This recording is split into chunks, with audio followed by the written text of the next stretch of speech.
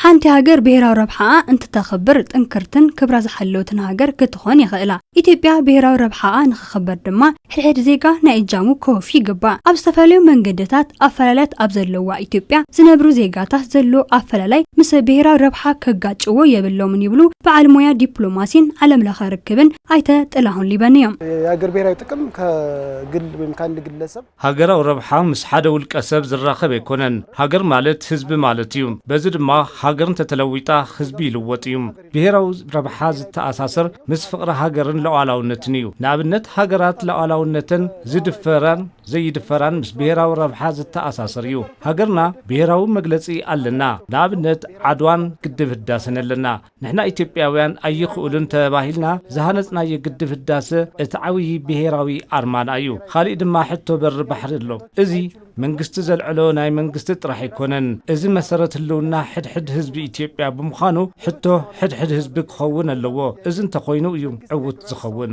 بهراوي ጥቅም ስንል የእያንዳንዱ ዜጋ ጥያቄ መሆን አለበት ይሄ ሲሆን ነው የሚሳካው بهراو ربحا مس منغستاتن والقسباتن الزلله هاجراو ጉዳይ ምዃኑ بحدነት ደው በመባል ብዝበለጸ ምጉልባት ይገባ ህብረ ብሄራዊ በዓል ብዙሕ መንነት መግለጽ ዝኾነት ኢትዮጵያ ካብ ዝፈላለያ ኣብ ሓድነት ብምትኳር ኣብ ብሄራዊ ረብሓዋ ዘይደራደር ወለዶ ምፍራይ ይገባ ብሄራዊ ጥቅም ልክ እንደ ግለሰብ ጥቅም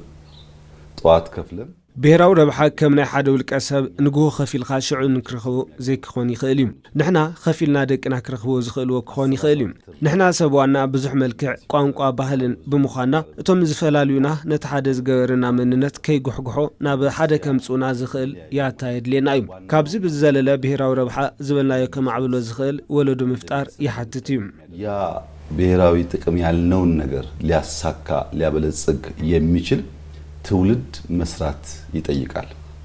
ብሄራዊ ረብሓ ሓንቲ ሃገር ኣብ ውሽጣ ፖለቲካዊ ኢኮኖሚያዊ ማሕበራውን ረብሓታት ድሕነትን ብዘይ ኣፈላላይ ብብርኪ ሃገር ኩሉ ክሕሉ ዝግባእ እዩ ኢትዮጵያ ከምቲ ንሕሉፍ ኣብዚ ሕጂ እውን ብሓድነት ንወለዶ ዝወራረስ ዘመን ተሳጋሪ ስራሕቲ ይስርሓለው ኣብዚ ሕጂ ይውገኑ ዘለው ንወለዶ ዝመሓልፍ ስራሕቲ ምቕጻል ብሄራዊ ረብሓ ምሕላው ማለት እዩ ብሄራዊ ጥቅም ማሳካት ማለት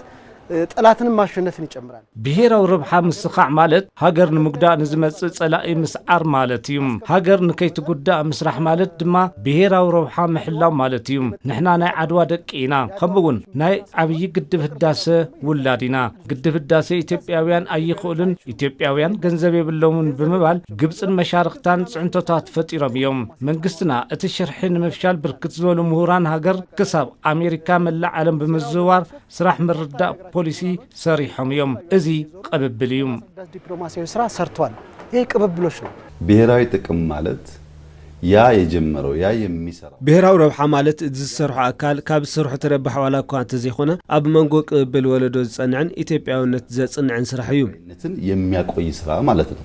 ኣብ ቅብብል ወለዶ ሃገር ከይተደፈረት ንኽትቅጽል ዜጋታት ብሓድነት ደው ዘብሎም ሓደ ዝገብሮም ያታ ክህሉ ይግባእ ካብዚ ብተወሳኺ ብሄራዊ ረብሓ ብዝበለጸ ንምሕላው ጥንኩር ሓድነት ብኢኮኖሚ ዓቕሚ ምህናጽ ይግባእ ንጽባሕ ብምሕሳብ ሎሚ ምስራሕ ጽባሕ ብባዕላ ዓቕሚ ደው ትብል ሃገር ምህናጽ ማለት እዩ ኣብዚ ሕጂ ዘሎ ንብሄራዊ ረብሓ ሃገር ናይ እጃሙ ብምውፋይ ዘይትደፈር ሃገር ሓልዩ ከጽንሕ ኣለዎ ሃገር የቅብብሎች ውጤት ነው ያን ለማረጋገጥ የሚያስችል ስራ መስራት የሚቻለው ትውልድን እያሰብን ስንሰራ ነው ነገን እያሰብን ስንሰራ ነው ሃገር ውጽኢት ቅብልያ እዝን ምርጋጽ ዘኽል ስራሕ ምስራሕ ዝካል ንወለዶ ብምሕሳብ እንትንሰርሕ እዩ ንጽባሕ ንሓስብ ሰባት ድማ ንድሕሪት ብምሕሳብ ሕሉፍ ምዝካር ዘይንኽእል እንተኾይና ሕሉፍና እንተረሲዕና ካብ ሕሉፍና ምምሃር ዘይንደል እንተኾይና ንጽባሕ ምስራሕ ይካኣልን ነዚ እዩ ንሕና ትማሊ ምስ ሎሚ